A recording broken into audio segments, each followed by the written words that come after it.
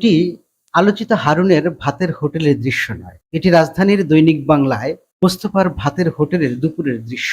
মধ্যবিত্ত থেকে শুরু করে শ্রমজীবী মানুষেরা অত্যন্ত আন্তরিক পরিবেশে দুপুরের খাবার খাচ্ছেন।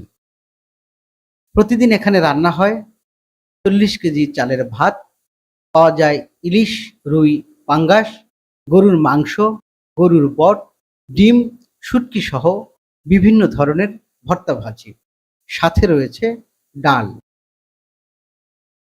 হোটেলের মালিক রাজবাড়ীর মোহাম্মদ মোস্তফা জানান, ৫০ থেকে ৭০ টাকায় মাছ, ১৩০ টাকায় গরুর মাংস, ৮০ টাকায় গরুর বট, ৩০ টাকায় ২ রকমের ভাজি ভর্তায় এখানে মানুষ পেট পুরে খেতে পারেন। প্রতিদিন ১,০০০ থেকে ১,২০০ মানুষ এখানে দুপুর থেকে বিকাল পর্যন্ত খাবার খেয়ে থাকেন। তিনি বলেন, এটা ১/১১।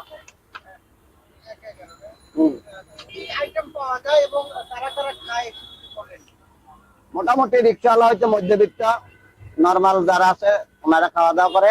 তারপরে রুই মাছ, পাঙ্গাস মাছ, গুড়া মাছ, ইলিশ মাছ, গরুর বট, তারপরে রুই মাছের ডিম, শুটকি ভর্তা, কচুর ভর্তা, আবার ভাজি, ডিম, এগুলো পাওয়া যায়। গরু গোস্ত পাওয়া যায়, বট পাওয়া যায়।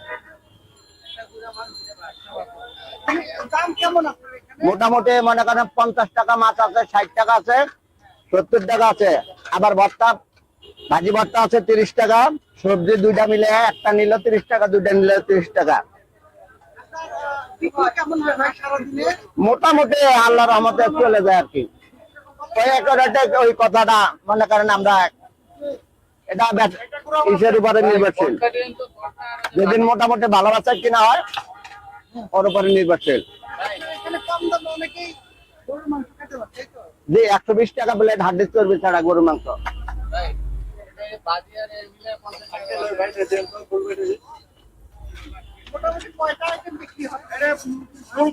দশটা, ১২টা, ১৫টা, ১০টা, ১২টা, ১৫টা, কোনদিন ৬টা, ৪টা। মানে খালি ৪০ কেজি চাউলের হিসাব ধরনের করে।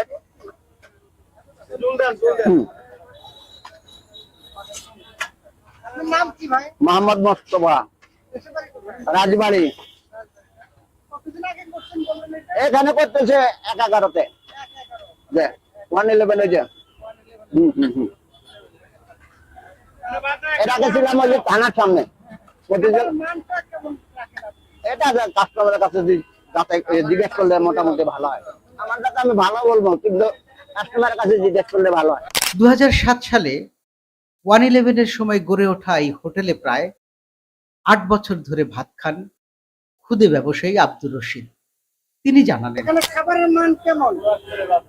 মোটামুটি ভালো। কেমন দামের মধ্যে কি পাওয়া যায়? এই ৫০ টাকা, ৬০ টাকা, আবার ৮০ টাকা আছে বোয়া। আপনি কি করেন? আমি ব্যবসা করি। কোথায় অফিস? ব্যবসার জায়গা কোথায়? চলতো এত দূর থেকে এখানে খাইতে আসেন কেন? না, এই যে আমি কাছাকাছি খাই, সস্তা খাইতারি। আমি কতদিন হলো খান? তো মনে ৭-৮ বছর। আপনার নাম কি? আমার নাম মোহাম্মদ রফি। ফুটপাতের হলেও স্বাস্থ্যকর পরিবেশ, কম মূল্যে খাবার ও আন্তরিক ব্যবহারের কারণে রাজধানীতে বেশ জনপ্রিয় হয়ে উঠেছে মোস্তফার ভাতের হোটেল।